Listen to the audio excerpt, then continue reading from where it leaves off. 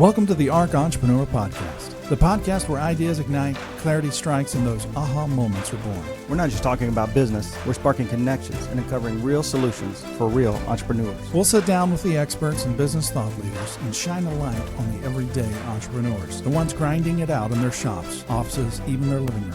Whether you're dreaming of launching the next big tech startup, growing a side hustle, or just finding smarter ways to support your family, this is the place for you. So let's spark something great together. Welcome to the ARC Entrepreneur Podcast. Let's dive in. All right, well, welcome to the ARC Entrepreneur Podcast.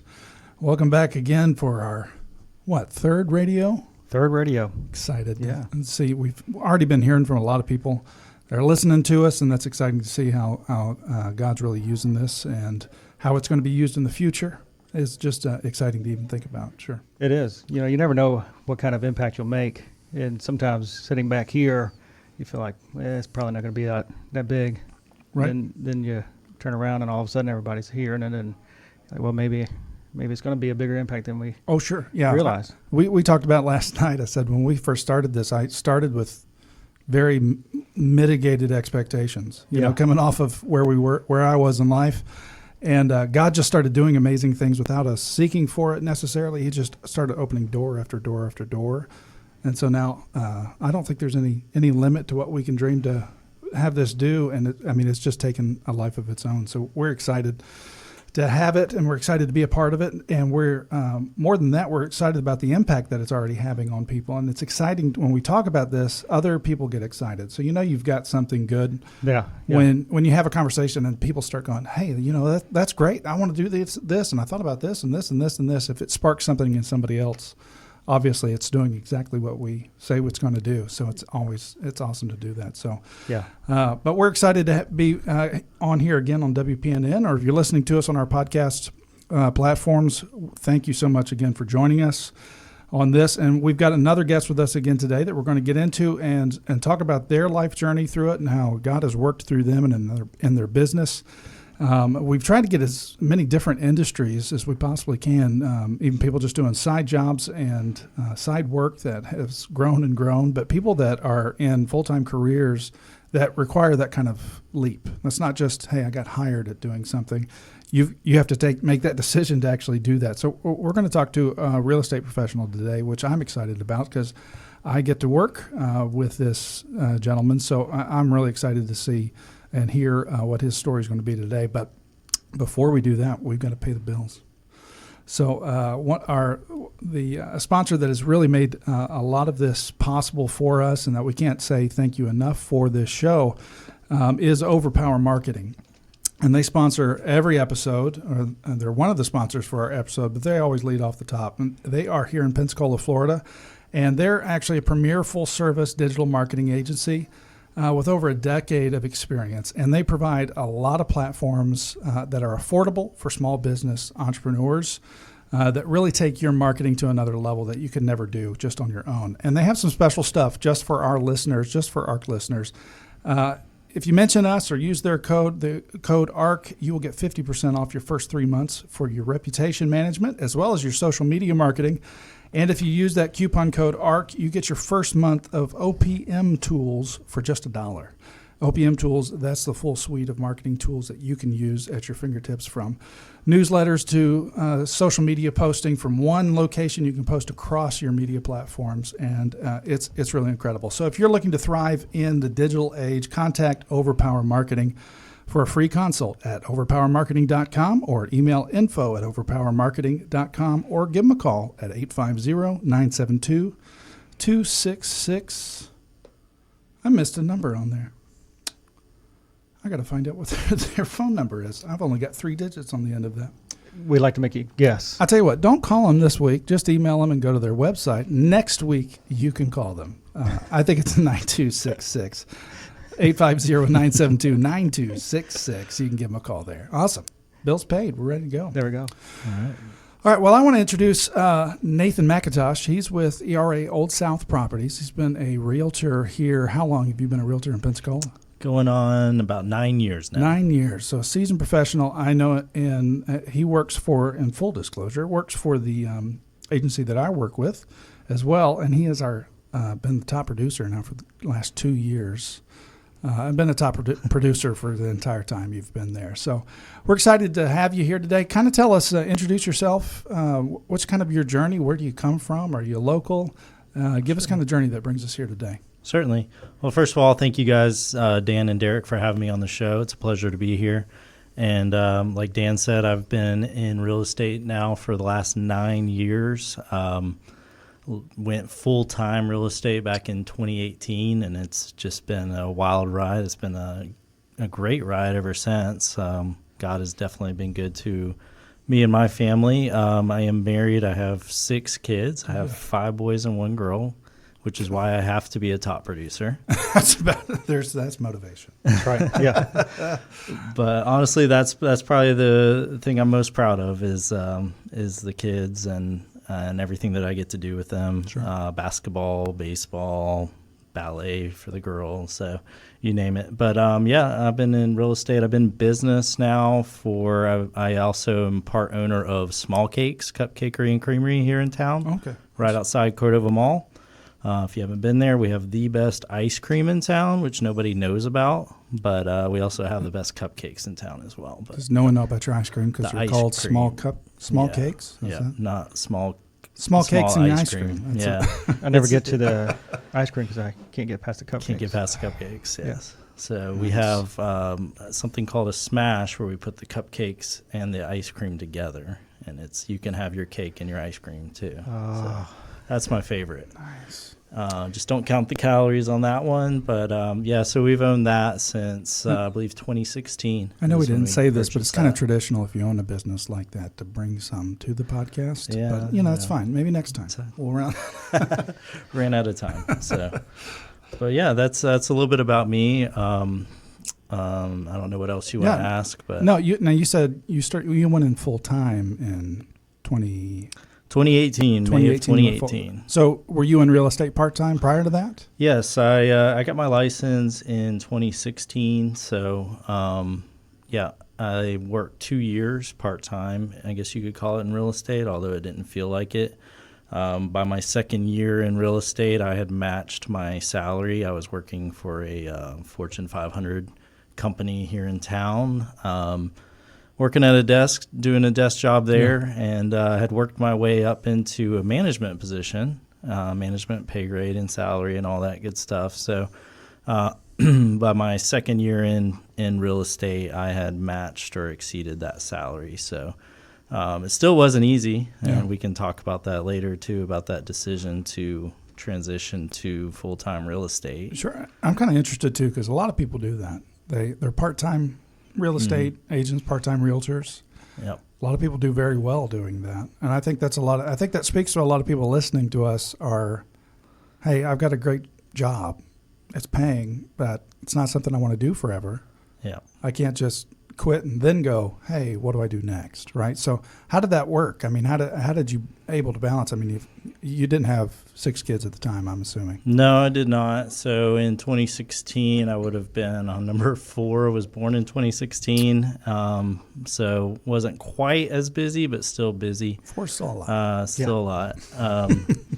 But, I have one thing I will say is I have a very supportive wife, Naomi, and she has been a cheerleader all along. Just whatever I need to do, she's like, go do it. Take care of it. Excellent. Makes a difference.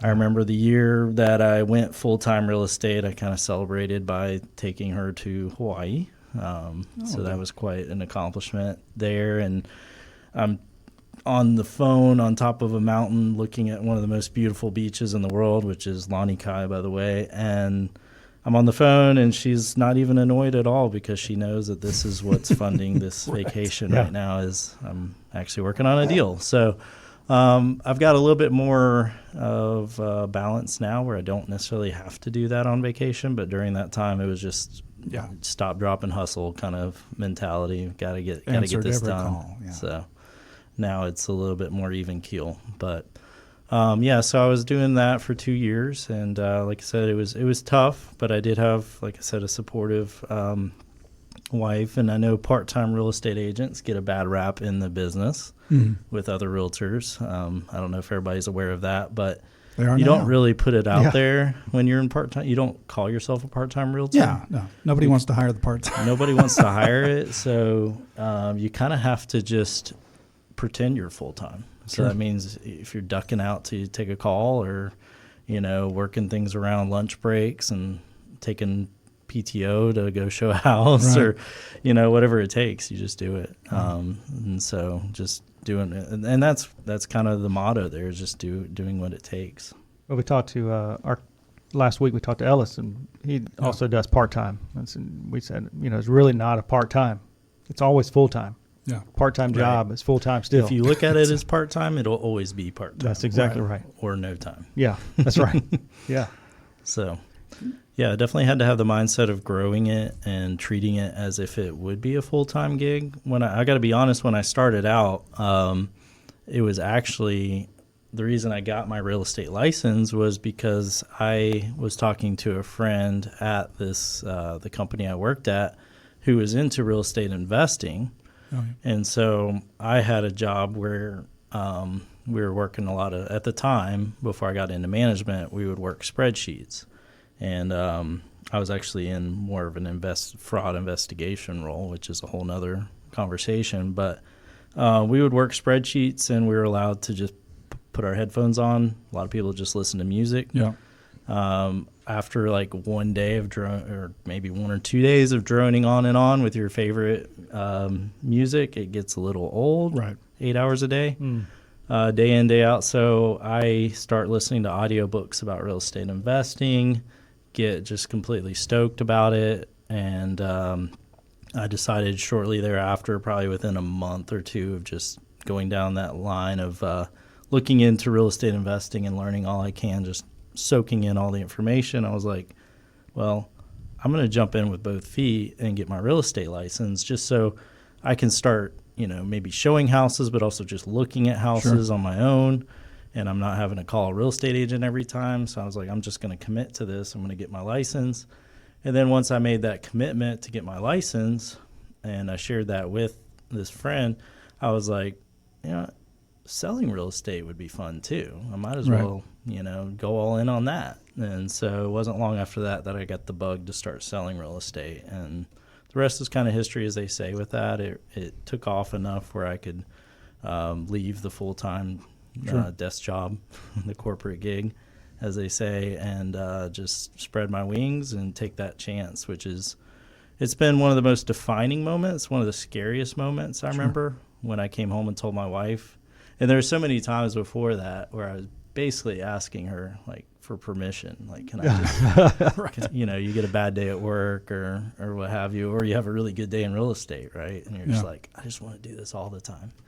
And I had a friend who was in real estate, and he was in a position where he didn't have the corporate gig. He had started a landscaping company and was doing real estate also. Right. And so he's just telling me, it's so sweet doing this and doing this deal, and I'm just over here working the 9 to 5, and I'm like, man, I got to get out there with him, and do what he's doing. And so there's times I'd come home and I would say, I just want to quit right now. Can I turn in my notice? And she's like, no, we're not ready yet, this and that. And of course she's scared too. Yeah.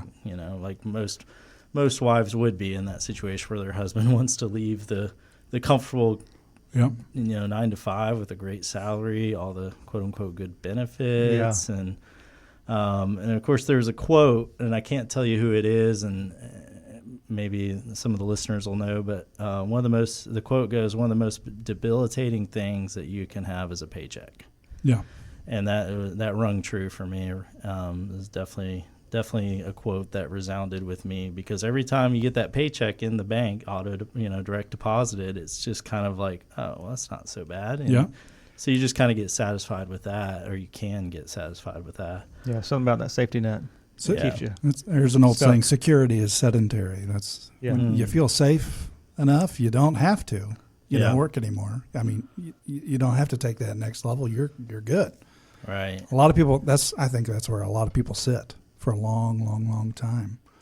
And had I sat there, and this is not a dig at anybody that works at a desk job like I did, but if I had stayed there in 2018 and rode through this inflation, that we've gone through the last several years, I mean, I don't know where I'd be, but a lot better off for making that decision, making certain investments that have gone up with inflation rather than just sitting back, collecting a paycheck and putting money in the 401k. Yeah. So, Well, real estate actually does better a lot of times during inflation, does it not? it does. Yeah. Nathan, give us some insight to what operations look like the first year. Like, you're still full-time, at the Fortune 500 company. Won't be named here.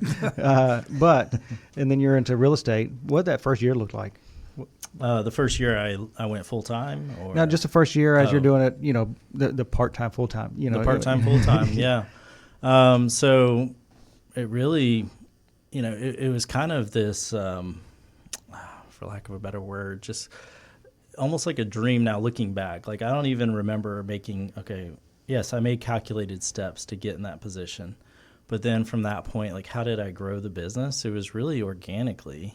And I know that's like cliche, but I was just telling Dan before the show, my first lead was my neighbor, and they sold their house, and I helped them buy another house right after that. And since then, they've sold that house and bought another one, and just referred me to a family member with a waterfront home.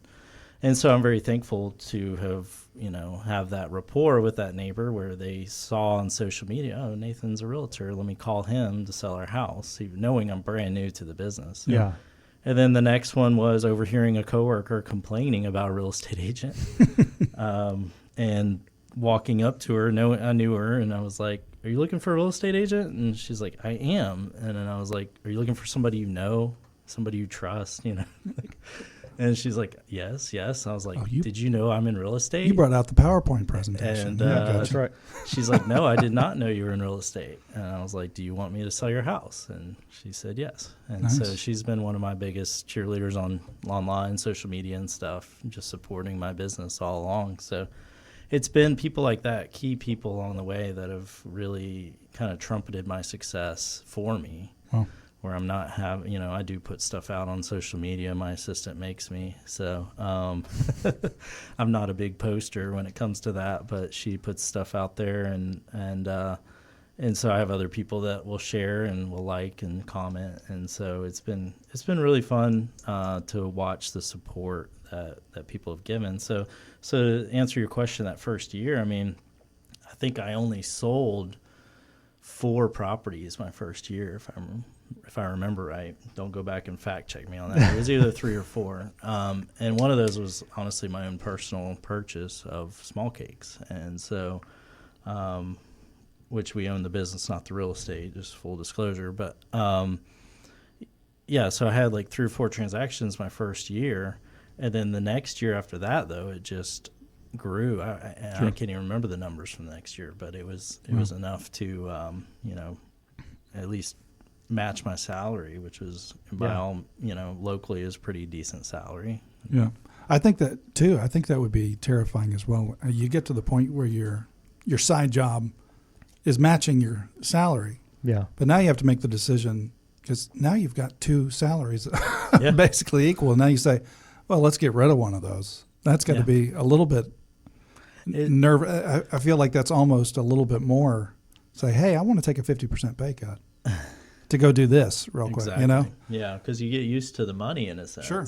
And so while some people at work they know essentially about how much you're making based on your pay grade, but then they see, okay, you're selling a house, it's worth this much, and they just, they do the math, and they figure, okay, he's making about this much, and they think, man, you're just making all this money. But you've got the really nice pencils at your desk. But if you leave the business, and you, like you said, you're taking a big pay cut, so it's not all glitz and glam, and it's not easy. Yeah. I always I likened it to, you ever try to get out of a boat that's still moving, like you've got 1 foot on the dock and 1 foot on the boat, and the boat's moving, and you got to make a decision. That's right. Yep. Yeah. Are you going to go on the boat, or are you going to go on the dock where it's safe? And so I'm glad that I got on the boat that was heading towards real estate and made that decision. And there were some factors that kind of, I wasn't so cavalier in that moment of like, yes, I'm quitting real estate today and it's going to be amazing. And there were some things, dynamics and stuff that shifted at work that it became clear, and it was really just God working and answering my prayers, but sometimes those answers are come through pain. Sure. Pain can be the answer to prayer that motivates us, because pain is a great motivator. Oh yeah. Sometimes that pain is due to our own decisions and Right. stupidity, but in that case, I think it was more so just an answer to prayer for me, because here I am, I'm still collecting a nice salary, I'm doing the full-time real estate, but there's this fear, right, of losing one or the other. Sure. And so it's like, well, if I stay at the corporate gig, I could start losing clients because I just can't keep up with them. Sure. And then the word gets out, okay, he's just part-timing this. He's just a moonlighting real estate agent, and we're going to go on to somebody else. And I didn't want people to be like, I wanted to be that guy. I want to be the full-time guy that they trust with their business. So ultimately that was the identity that I chose, right, was to be the full-time real estate agent and just essentially, as they say, burn the boats. Like, here we go. Sure. 2 weeks notice. Well, So, I think I think you're right, because people doing side gigs, not necessarily a side gig, but you wanting to transition from one career to another like you did, you can only do it if you're going to do it and do it well.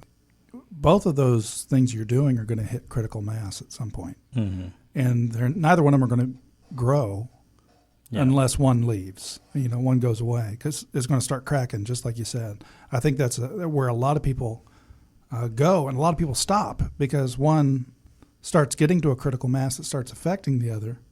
So they pull back both, right? But you got to come to that where you make that decision where you're like, well, the boat's leaving.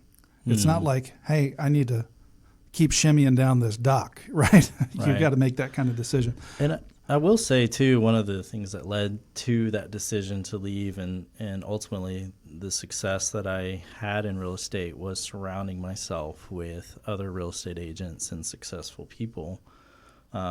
Everybody's probably heard the adage that you're the average of the 4 people you hang out with. Some people say 5. But so I knew, like, I had a few realtors that were friends of mine that were already what I considered highly successful in the business. And I was like, man, I know if I leave, I'm going to join their ranks. I'm going to be, I know what they're doing. I know what I am capable of doing. And I remember sitting in real estate school, and one of the teachers there asked us, like, why do you want to get into real estate? And everybody gives their answer. And I remember I said, I want to get paid based on my productivity levels, not just on my status as a manager or whatever. Yeah. And I was like, I'm tired of kind of bumping up against this glass ceiling, because I was very ambitious at my day job. And that's how I got where I was at. But I remember sitting in front of I think it was an AVP that I was actually, what I did at one point when I thought I wanted to move up inside the company was go around to different VPs and stuff and just introduce myself to them, hand them a resume and say, hey, if you have any positions that are open, please let me know, or, I'd love to be considered. And I remember one of them telling me, he's like, just keep doing what you're doing. You're going to get there. He's like, but you're still young. And I got tired of hearing, oh, you're too young, or you just need to wait your turn. Because there's kind of a pecking order within a lot of these companies, not just this one. I think most big corporations are not immune to this, and there's a pecking order. Sure. And it's like, well, you've only been here this many years, or you don't know so and so yet, or and so you got to either know the right people, or you have to have a certain tenure at some point. And I know there's always exceptions to every rule, but that's what I was being told, was I don't know about you, sit down and wait your turn. I miss hearing man, you're still young. I don't hear that as often as I used to. Now it's time's starting to tick here, bud. Get it moving. Yeah, that's a wonderful thing about being an entrepreneur and a business owner, though, right? You don't have to worry about somebody telling you you're not at the right spot, you're not at the right stage, you're not at the right age, you're too young. Because the average, if you look at the averages, and I don't know the exact numbers, but somebody out there may know, the average real estate agent doesn't make, I think they make poverty level, or barely even, what the average income would be for this area. And so, but I knew going in, I'm like, I can work at a high productivity level. Right. I can handle a lot. So I knew, because if you only close 1 or 2 deals a year as a real estate agent, you're not going to make it. Yeah. But if you can stack deals and you can come up with systems to run things more efficiently and to not overwhelm yourself too, because I remember there was other realtors I would talk to who actually weren't really high producers looking back, but you'd get advice from them and they would say, oh, I'd say something about a vacation. And like, do you ever get to take a vacation? And they're like, oh, what's that? Yeah. I mean, we're in real estate. We don't get vacations. And that kind of at first kind of scared me from it because I'm like, well, at least with the corporate gig, I get a guaranteed, Sure. 2 weeks a year. So, but the more I've learned about those people, a lot of those that I remember, they've gone and taken jobs somewhere else and they're not in real estate today. But the ones who are successful, they do figure out how to create systems and processes and how to kind of replace themselves with those processes to some degree where they can come up for air every once in a while and go on a nice vacation. Yeah.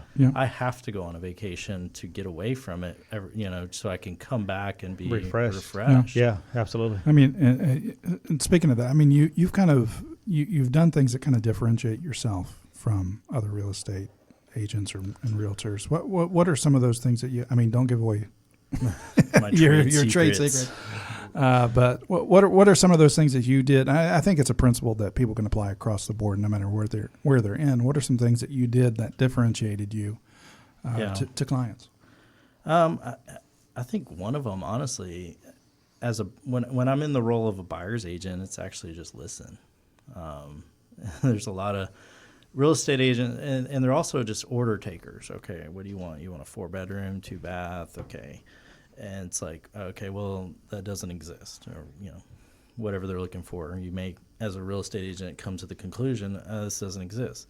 And they'll just kind of give up.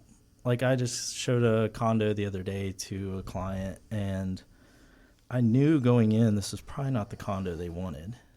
But I wasn't going to shoot myself in the foot and tell them that before the showing. So we go look at the condo.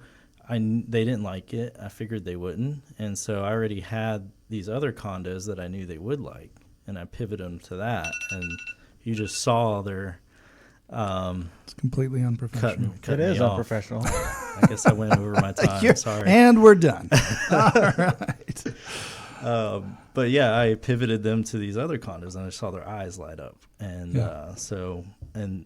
anyway, so you listen to people, but you also anticipate their needs. And then so that phrase there, anticipating their needs has led me to what I call a concierge approach to real estate. And I remember early on in my career, I sat down with a broker here in town who told me that they stay at the Ritz to see what their clients expect from, and she was in luxury real estate and stuff like that. And she's like, I like to stay at the Ritz-Carlton or like these high-end hotels with high service expectations. Mm-hmm. So I can see what my clients expect of me who are of that clientele. And so I thought about that, and I was like, well, what is one thing that a hotel like that offers? And you see like the concierge service. Mm-hmm. It's like whatever you need, we have.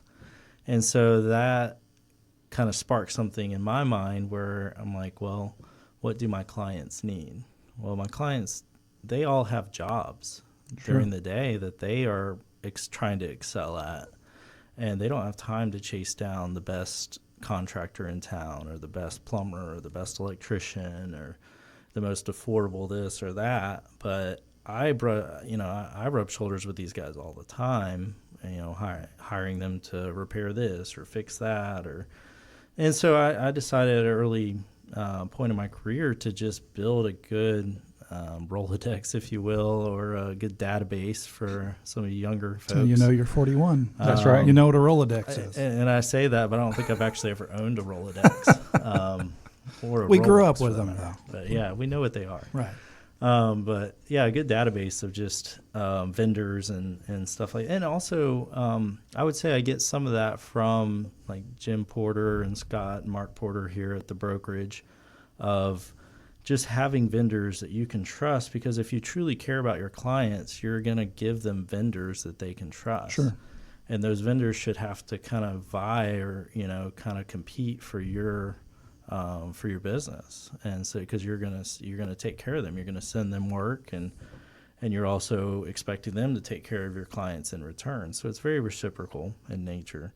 but also your clients love it because you're solving a problem for them. And isn't that what entrepreneurship is all about, is just solving problems? Right. Yeah. And usually, you're monetizing them, although I know other people might, but I don't actually make money off of any of the vendors or any referral fees or anything. It's all just to help my clients and sell the house in the end. So I don't typically charge anything for this service. It's all, to me, it's when you hire me or you you select and you agree to list your house with me or use me as your buyer's agent. This is a package deal that you get. Right. It's part of my wheelhouse, my services that I offer. So, and I'll line it up. Like currently right now, I'm getting flooring samples to help somebody put new floors in their house so we can Nice. get it market ready. And I've got another one that just got fresh paint inside and out, new floors, new roof. And I'm arranging all this through my vendors and coordinating it all so it goes in succession. And it really just benefits me in the end, too, because I have a listing that is marketable. And it benefits the client in the sense that it's very stress-free or low stress for them, and it maximizes the value of their house. It gives less objections for sellers to find in the house and say, well, I want a 10 grand price break or 20 grand price break because these floors are old or the paint, now I got to paint. And so I get this stuff done for more affordable prices beforehand, and then we demand top dollar in the market value. And so hopefully in the end it's a win-win for everyone. Have you seen that impact your client retention? Yes. I mean, once you go through a process like that, they almost they see you as almost like a contractor for them that they can hire, and my services are basically free until the time the house sells. Yeah. So why would you hire somebody else and have to take on that burden yourself? Because I was actually surprised how few real estate agents actually will do that. Sure. And I remember candidating for a listing, and they didn't choose me. This was very early on. I think it was the year I left Navy Federal, and they didn't choose me, but they were messaging me the week after they listed asking if I had a handyman they could use to make the repairs. and I said, wait a minute, the real estate agent you hired didn't give you a handyman? I do. And I wasn't even trying to flex on them. I was just kind of like, I was miffed. I was actually thought, okay, That was I common. thought everybody did Yeah. this. Why wouldn't you? Yeah.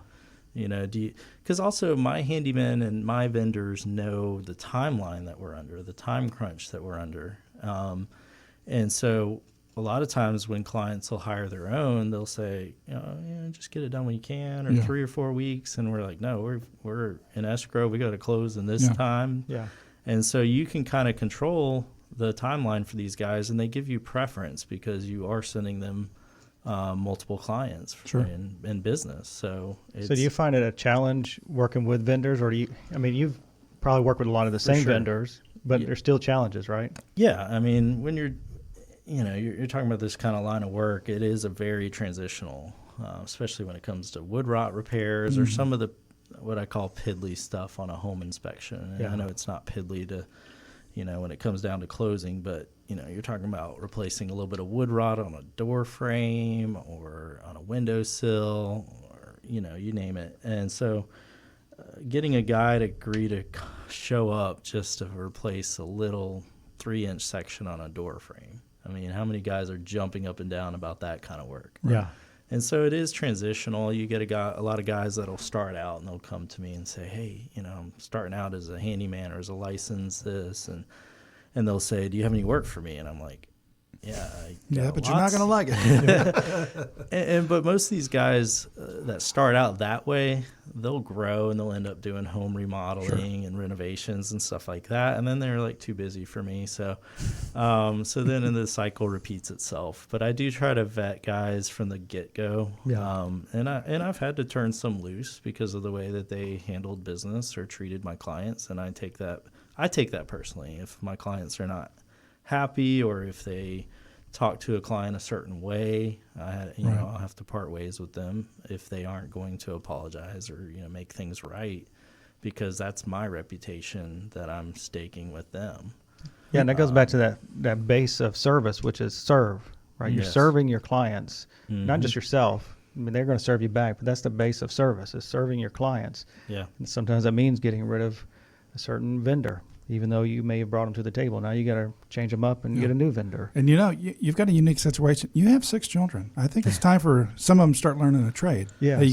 Some carpentry. So I have put them to work on a few things like pressure washing or landscaping or something like that.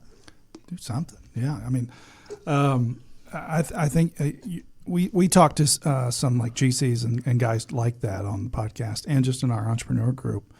And they say kind of the same thing that you're saying that you're experiencing among real estate agents and things. A lot of GCs are finding they're getting jobs and repeat jobs because they actually just showed up. Yeah. They did what everybody thought was expected of them, was just showing up and doing the job, right?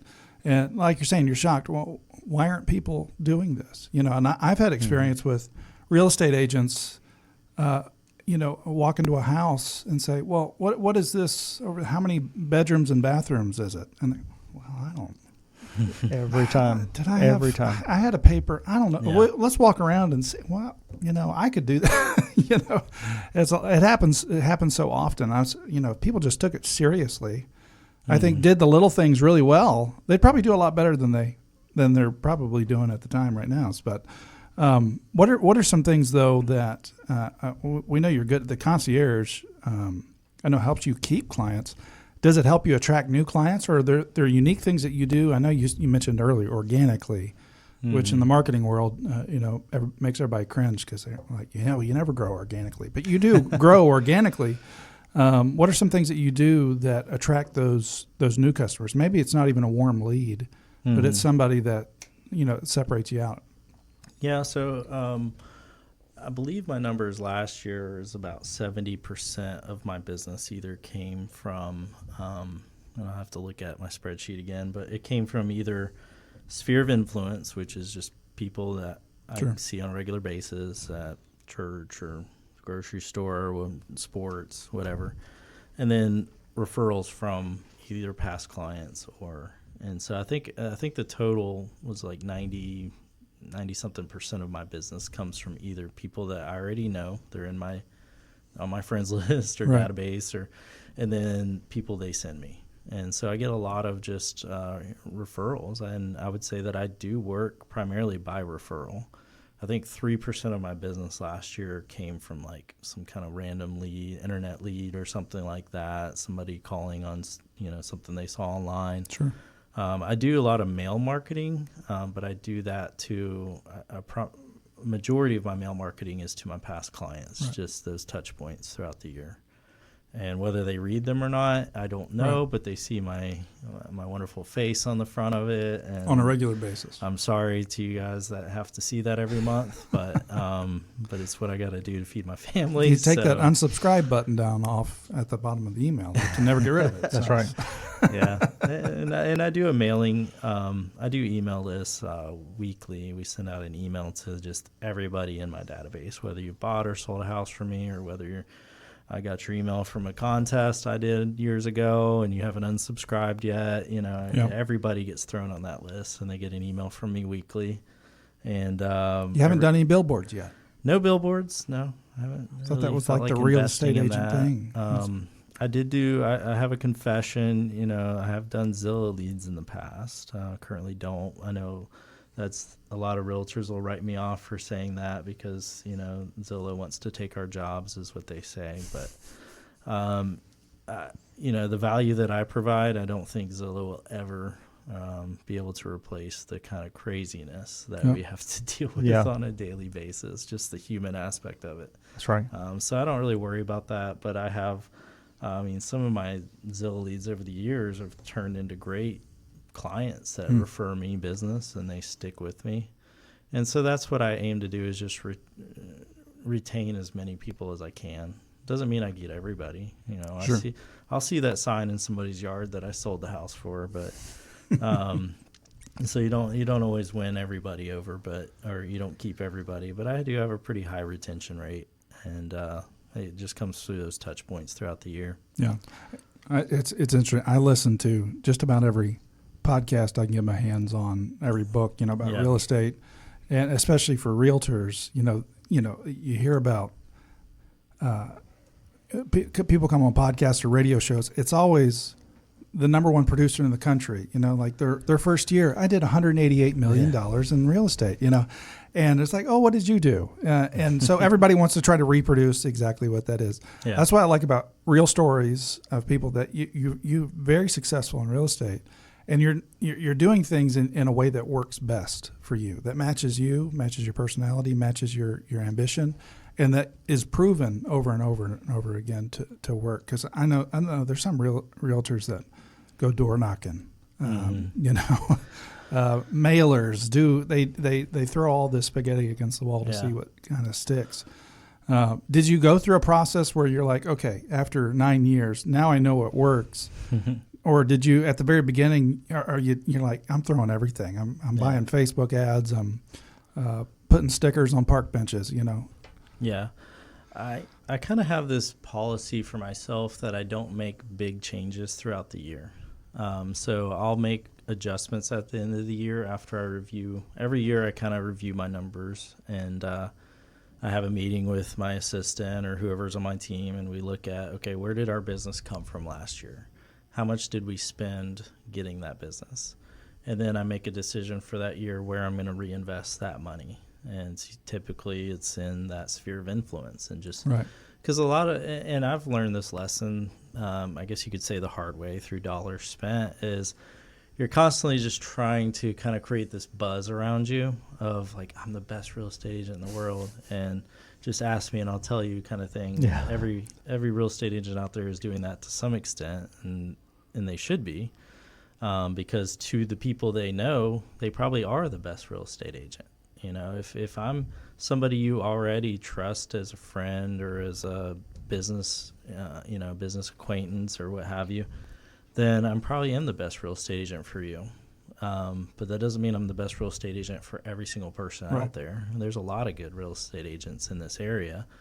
So I don't know if that answers the question, but I have spent money, like I said, in Zillow leads, mail marketing, stuff like that, because there is a certain percentage of my business that is new and it comes in. A lot of the waterfront homes that I've sold, I've tried to brand myself to a certain extent as a waterfront listing expert, because there is a certain niche there that when it comes to selling waterfront homes, you shouldn't hire just any real estate agent, especially if they haven't really worked on waterfront homes, because there's a lot that goes into that, especially with the insurance requirements today. You need a real estate agent that knows how to market and sell these homes and get them to the closing table, not just post selfies online and do clever videos with them. Yeah. Because every real estate agent that gets $1 million home wants to just brag about it, and I get that. But can you actually get that home from listing and posting all your selfies with it to the actual closing table? And that's not always easy or glamorous. Yeah. In fact, I'll tell you about my first waterfront home if you guys have time for that. Yeah. Because when you get in the business, I remember when I got in the business, I sought out, and I think this is one thing that I can attribute my success to, is I remember when I just made that decision to get into sales. I think it may have been even before I was licensed. I sought out every realtor that I knew that I deemed to be successful, and I offered to buy him coffee, lunch, whatever. And so I remember there was a guy in my brokerage that I started with Keller Williams for 1 year, and I sought out a guy that, like you said, first year he had an amazing year, and so I was like, all right, tell me all your secrets, right? I was like, I'll take you out to lunch, whatever. And so he agreed to go to lunch. He was really nice and helpful. And one thing I learned from that, and this is not anything against him, is that it wasn't really anything that special. He was just taking what was in front of him and working it. Right. And he wasn't doing anything, like you just kind of figure there's a lot of vibrato or something. Like he must be like, just moving and shaking. And I remember asking him, where did you get your first, because I knew he had sold some luxury homes. And I was like, where did you get your first $1 million listing from? And he said, actually, it was my brother was on the beach, and he was talking to some random dude there and told him my brother's a realtor. And the guy's like, no way, I got a condo I need to sell. And it was like $1 million condo. And he's like, that's how I got my first listing. Nothing, nothing glamorous as far as, yeah, I did this and I closed him and, it was all me. It was just really just right place, right time. And that's how a lot of it is. But I got my first one, and it's actually a story that's still near and dear to my heart. It was an older couple. He had actually worked for the chemical plant here in town and retired from there, and he built this house on the water in Perdido. And it was a beautiful house. I mean, just custom built, specific to his taste. And I think he was in his 80s. And he's finally facing the reality that it's time to move closer to family where they can take care of him, and he's got to move off the water. And so it wasn't, you don't go into that like, hey, I'm so excited. It's just, so you have to be genuine. You have to be real with people. Like, this is their life. You have to realize that you're walking them through this very, very important, critical stage of life. And so you can't just go in there guns blazing, like, vibrato and all this. I mean, I guess you could, but I went in there and realizing the situation, what I was dealing with, like, this is his dream home that he had built. And all of us are kind of in that stage of life where we have dreams that we're pursuing every single day. And this was his dream that he accomplished, to build this home. And he would share with me the stories of catching fish off the dock with his grandkid and his kids and his grandkids. And his son was there next to him. His son was probably about my age, actually. And so anyway, they hired me to sell their house. And I became very close with them during that process, really attached to them and very, empathetic to their needs. And we sold the house for more than they ever thought they would get it for it. So he was extremely happy about that. And so I just remember, you think when you get into this business that it's just going to be this, like, especially real estate, because there's so many people out there putting such, I don't want to say garbage, but they put out just these hype videos, right, of just, this is what it's like being a top producer, and every real estate agent's a top producer if you ask them. And so that's why when somebody, like, you introduced me as a top producer, and I'm just kind of like, yeah, I mean, that's relative. But yeah, I found a lot of success in real estate, and I hope to continue that success and build upon it and help others along the way. But one thing that I remember, just one of the things that I do before every listing appointment, whenever I go to meet with a seller and sometimes with buyers, but it just feels more critical with sellers because like I said, you're walking them through a process. Yeah. Through their life, something in their life. Yeah. And I always just pray real quick, God, help me to help them. There you go. Help me to be a blessing to them. And I feel like in this situation, I didn't, looking back, I'm like, it wasn't anything glamorous. I was just helping these people part ways with this beautiful home that it was time for them to. It wasn't any sales pitch where I went in there and I'm like, hey, you need to sell your house and this is why. And these are the top 3 reasons why now is the right time to sell. And it's like, dude, we're going into basically a nursing facility. Yeah. Don't get too excited about that. You know, right. Don't come in there, insensitive to that. So what I did though is I ordered one of the, we had drone shots. I always do like a really good marketing plan. And we had a really nice drone shot of the property, of the house, showing the beautiful blue water in the background of the intercoastal. Little plug there for this area. Some beautiful waterfront properties here. That's true. But and so I got a drone shot of that, just showing his beautiful house with the water and the pier in the background, and I had it blown up and put in a big frame, and present it to them, and they literally like broke down crying right in front of me when I presented that to them, and that's just, and I've done that for a few other people, same result. And so it's ironic. It's not really funny, but it's ironic that most of my waterfront homes, like, the $1 million listing that you hear on TV, have come from actually older people who are parting ways with their dream home. And so you kind of have to be sensitive to the fact that it's not always just this, like I keep saying vibrato, but it's that's what it is. It's not just going in, oh, look at me, I can do this. And it's more of like, help me. Well, I think it comes back to what you said. That's so important that a lot of people miss is listening. Yeah. There's a difference in somebody coming in and saying, hey, here's what I can offer you. Mm-hmm. You came in and said, hey, you tell me what I can offer you. Yeah. And listening to who they are and what their needs are, And that's the starting point, is what do you need, instead of here's what I think you should need, being told what you need. Here's what can I do to serve you? Yeah, What can I do to do that? So. Selling truly is just helping, not convincing. Yeah. If you got to convince them, it's just a wasted effort. I don't want anybody to buy a house that's not meant to be for them. That's True. right. I don't want somebody to regret their purchase and look back on that. Because they'll regret you, won't they? That's right. They'll be like, I should never listen to that Yeah. joker, So Nathan, what's next for Nathan McIntosh, the realtor? What's on your agenda moving forward?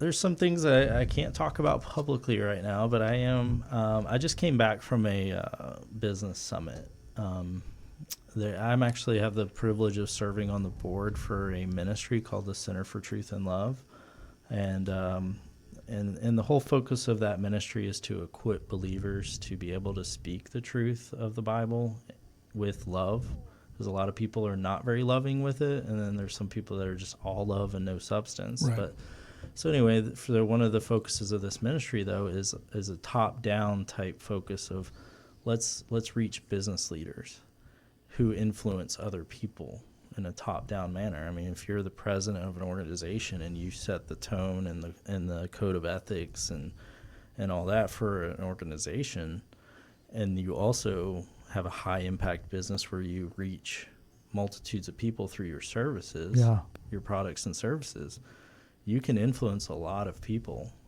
that way. Rather than trying to get the masses, you get the top down. So anyway, that was the idea, is let's get business leaders together.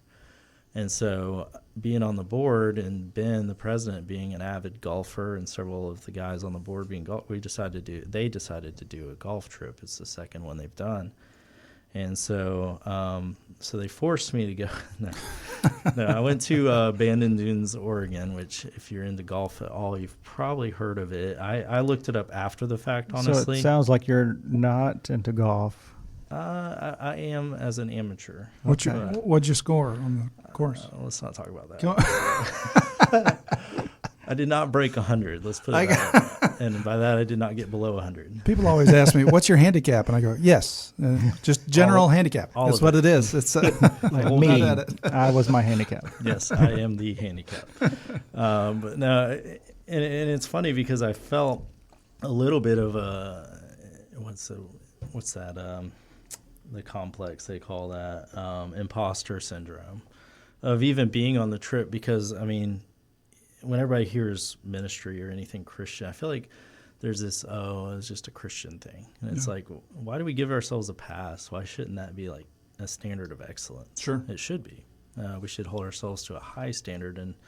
And so anyway, so I got to go with a bunch of Christian businessmen who I felt like the lowest, on that trip, the least worthy, both in golf and business, because there were some very, very, what I consider highly successful businessmen in the room.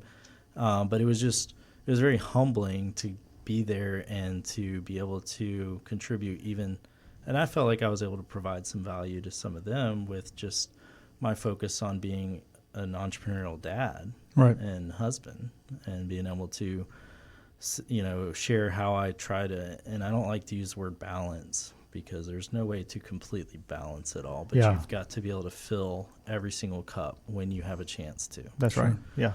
And so you got to fill the cup for your wife. You got to fill the cup for your kids, for your business, for yourself. You got to fill your own cup. And you can't do that on your own. You have to have God's help. But I say all that to say I got to go on this trip.